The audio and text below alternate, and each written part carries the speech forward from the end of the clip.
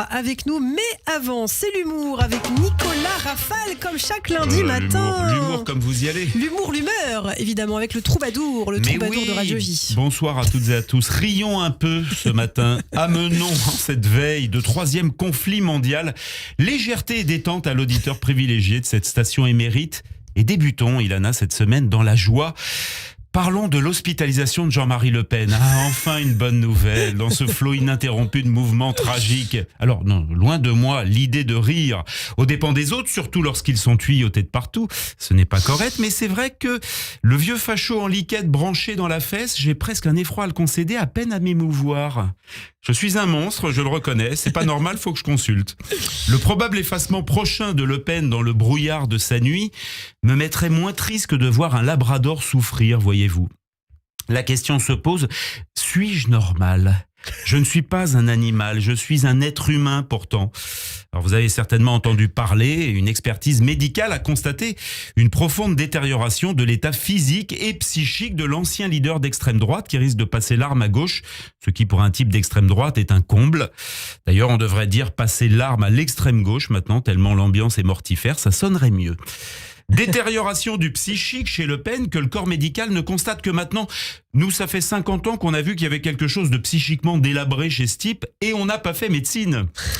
Entré pour une simple tourette au départ, sauf que lui, c'était pas des jurons mais des trucs antisémites qui sortaient, le faf en pige ne va pas bien. Alité en ce moment dans cette chambre d'hôpital à l'ambiance nosocomiale, il broie du juif. Son état se dégrade. Il a même dit à l'infirmière « Ma petite Fatima, vous êtes adorable. » Non, vraiment, là, rien ne va plus. Avant, il aurait dit « Une arabe qui me soigne, Jeanne, au secours !» Eh oui, le grand remplacement a pénétré le personnel médical. À 10h d'ailleurs, il se fera grand remplacer la sonde urinaire, puisqu'il n'est plus relié au monde que par là. Alors oui, grosse inquiétude, nous sommes pendus au cathéter. Est-ce qu'il va s'en sortir ? 96 ans. C'est mal organisé la vie quand même. Quand je pense que Schubert est mort à 31, Mozart à 35, Rimbaud à 37. Comme quoi l'ordurier, c'est comme le chewing-gum ou le mégot, ça met du temps à disparaître. Ne jetez pas votre Le Pen dans la rue.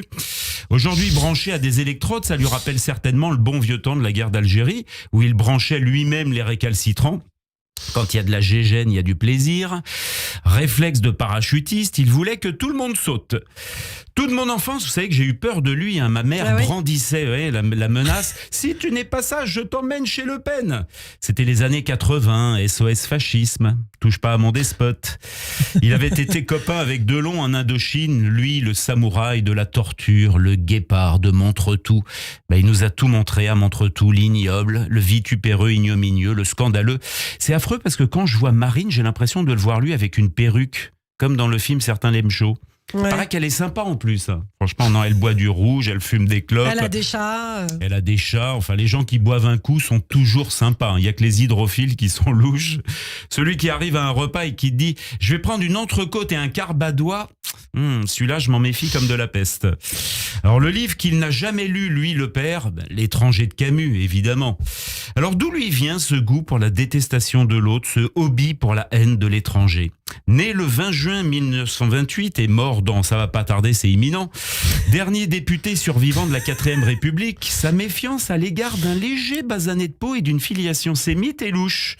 Il partira sans doute sans savoir lui-même d'où lui venait cet anti-humanisme primaire, lui qui aujourd'hui dans ce lit d'hosto est presque aussi dévêtu que Pierrette, son ex-femme dans les pages centrales de Playboy jadis.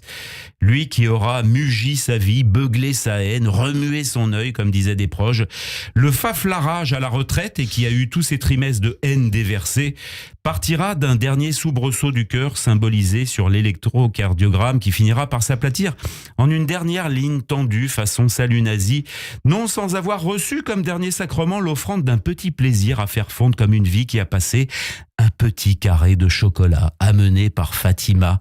Ce sera du noir intense, bien sûr, si la cuisine de l'hosto n'a pas eu sa peau avant. Fictionnons un peu. Le jour de ses obsèques, un groupe de musique installé là l'accompagnera dans sa dernière demeure, le Yiddish Blues Band, Clémer pour Monsieur Le Pen. Eh bien, merci beaucoup, Nicolas Rafal. Merci Nicolas d'avoir été avec nous ce matin sur Radio J. Comme chaque lundi, on peut vous retrouver bien sûr en podcast sur notre site internet radioj.fr et en vidéo sur notre chaîne YouTube. Je vous dis à la semaine prochaine. À la semaine prochaine.